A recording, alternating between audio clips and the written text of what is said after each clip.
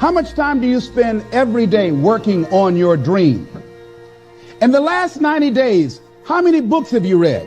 In the last year, what new skill or knowledge have you acquired?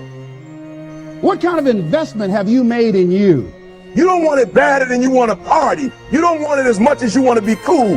Most of you don't want success as much as you want to sleep. Some of you love sleep more than you love success. And I'm here to tell you today, if you're going to be successful, you gotta be willing to give up sleep. There is no shortcut. There is no hack. There's no sweatless solution. You're gonna have to work. There is always weakness to work on. Always. A lot of them. Why would we allow ourselves to make easy excuses? Why would you allow that? Are you going to make today count? Because that's all you can control. And that's all that matters. It doesn't matter where you start, guys. It doesn't matter what talents you're born with. It's about where you finish. And this race isn't over. It's not over. You could still come in first in the marathon. But you gotta start today. You gotta start now. You have everything you have. Everything you need is inside you. But I realize that doesn't mean just because you don't think you're good enough, doesn't mean you can't be good. Doesn't mean you can't be great. Doesn't mean you can't carry on. But it's not gonna always be like this. Your condition is not your conclusion. Nothing is impossible. So you have to decide before you leave, what's that first thing that's been impossible for you? I want you to attack it and overcome it. Because if you run from the adversity that you're going through today, you'll forever be at that level in which you're going through for the rest of your life. One day you'll look back on your life and appreciate the struggle and have nothing but gratitude for everything that happened along the way. And you come to recognize that in return, you're given the chance to earn the greatest edge of all, and one that can never be taken away. You have enough right now to change your life. You have enough right now to flip this world upside down. You have enough. You got enough power. You got enough anointing. You got enough grace. You got enough patience. You got enough gifting to make your money, get out of debt, get yourself together, and change everything about your world. Realize that you have the ability to make an impact. You have an opportunity to change that story in your head. Put yourself out there, because when you do, amazing things happen. The essence of life is growth. The essence of life is growth, to do the best you can. And here's what's interesting. Humans are the only life form that will do less than they possibly can. Humans are the only life form that will settle for less. Every other life form except human beings strive to its maximum capacity. How tall will a tree grow? Approximately as tall as it possibly can. You never heard of a tree growing half as high as it could. No, trees don't grow half. Trees send their roots down as deep as possible, stretch their limbs up as high as possible, produce every leaf possible and every fruit possible. As a matter of fact, you never heard of a human physically growing half. We keep growing until we're done.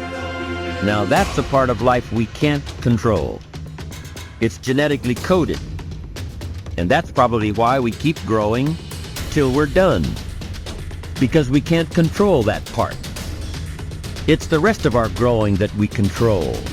The growing of our minds, the expansion of our minds, that we can control.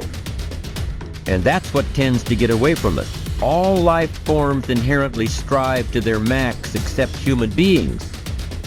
Now, why wouldn't human beings strive to their maximum possibility? Here's why. Because we've been given the dignity of choice. It makes us different than alligators and trees and birds. The dignity of choice makes us different than all other life forms. And here's the choice: to become part of what we could be, enough to get by, or to become all that we can be. My best advice for you is to choose the all. Earn all you can, make all the friends you can, read as many books as you can, develop as many skills as you can, see as much as possible, do as much as possible, make as much fortune as possible, give as much of it away as possible. The max. There's no life like it. I'm telling you, once I got on track, I've never looked back. Pick up the challenge. Go for it. Take the best of the two easies. Take the route of it's easy to get ahead. It's easy to do all you can. It's easy to succeed. It's easy to have financial freedom. The more you do, the more you get. See, if you're playing it safe, you're not going to win. If you're playing it safe, like that old saying, you know, you were taught when you're a little girl, better to be safe than sorry. Well, that's a bunch of crap. It's not better to be safe than sorry. It's by trying things that you figure out how far you can go. You got to get outside the box. Like it's reported, Edison tried 3,000 ways before he built the incandescent light. He said he didn't fail 3,000 times. He said there was 3,000 different steps to building a light bulb. Well, there's different steps to get to where you're going. And I really do treat winning and losing exactly the same. I do not let it upset me. Do you think that's a big part of why you're so successful? Well, it's part of why I enjoy it. Yeah, I think it is, because I'll try anything. Like if I'm into an idea, the idea of losing never enters my mind. See, I have worked with giants. I had the good fortune of working with Sir Edmund Hillary. He was the first man to stand on top of the world. And I worked with him on 3 different occasions. And the only difference in Ed Hillary and Bob Proctor is in his size. Now, he's gone now, but he was a big man. And he shook hands with me. His hand wrapped right around mine. I felt like a dwarf, you know. And talking to him, like it never entered his mind he wouldn't get to the top of the mountain. But he failed in 1951. He failed in 1952. It wasn't until 1953 that he got to the top of the mountain. You know, people had died for centuries trying to do that. But he said, I knew if I could see it in here, I could hold it out here. Stella Mann wrote that in a book. You can see it in your head, you can hold it in your hand. And that's right. And if you're not prepared to lose, you're never going to win, because you're always playing it safe. And there's no reward in that. Dare to go forward. Winston Churchill once said, courage is rightly considered the foremost of the virtues, because upon it all others depend. Courage is the chief distinguishing characteristic of the true leader. It is almost always visible in the leader's words and actions. It is absolutely indispensable to success, happiness, and the ability to motivate other people to be the best they can be. Follow through on your vision. In a way, it is easy to develop a big vision for yourself and for the person you want to be. It is easy to commit yourself to living with complete integrity, but it requires incredible courage to follow through on your vision and on your commitments. You see, as soon as you set a high goal or standard for yourself, you will run into all kinds of difficulties and setbacks. Refuse to compromise. You will be surrounded by temptations to compromise your values and your vision.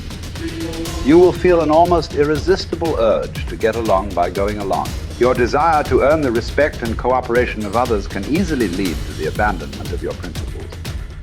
And here is where courage comes in. Stick to your principles.